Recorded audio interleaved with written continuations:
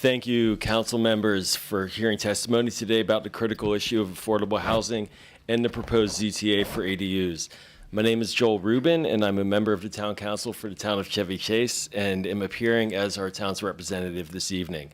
While there's an ongoing debate about the impact that ADUs would have on affordable housing in the county, the focus of my testimony tonight is on the impact that the proposed ZTAs would have on our town and its residents. In general, our residents support a broader right to have an ADU. Often for rental income, family situations are gaining an ability to age in place. We're generally supportive of the goals of the proposed ZTA. However, our town council also has three core issues of concern about some of the specific details in the current draft of the ZTA. They are 1, ADU size and structure, 2, setback requirements for the detached ADUs, and 3, parking. Here's a brief summary of the town council's views on these issues. First, for ADU size and structure. We believe that the 1,200 square foot cap on ADU size should be maintained. This cap provides enough space for an ADU and question whether exceeding the cap would increase affordable housing in the county. Second, we also believe that if virtually half of the buildings were allowed to become an ADU, it would create a duplex. Many of our residents are concerned that duplex units would alter the single-family nature of our town, as R60 zone communities such as ours are explicitly for single-family homes. C, if we're to have a conversation about allowing duplexes, we believe it should be open and transparent and acknowledge that that is a specific goal. Otherwise, our residents will view this as opaque rather than a transparent zoning change.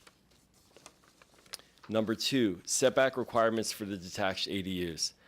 A, our core position is that any detached ADUs must comply with all setback requirements for dwellings required by the county or local jurisdiction to protect the rights of immediate neighbors.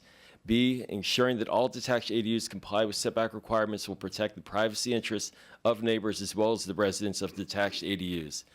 C, this should not be seen as a limitation on having ADUs. That's because if there's difficulty in placing a detached ADU on a small lot, the resident will still have the option of building one in the main structure, potentially with an addition.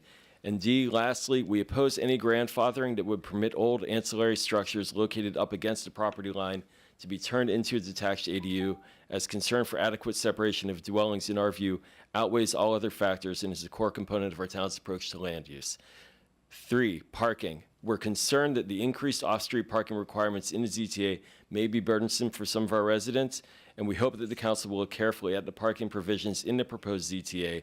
We encourage it to develop an approach that takes into consideration the physical limitations of a property and its surrounding areas.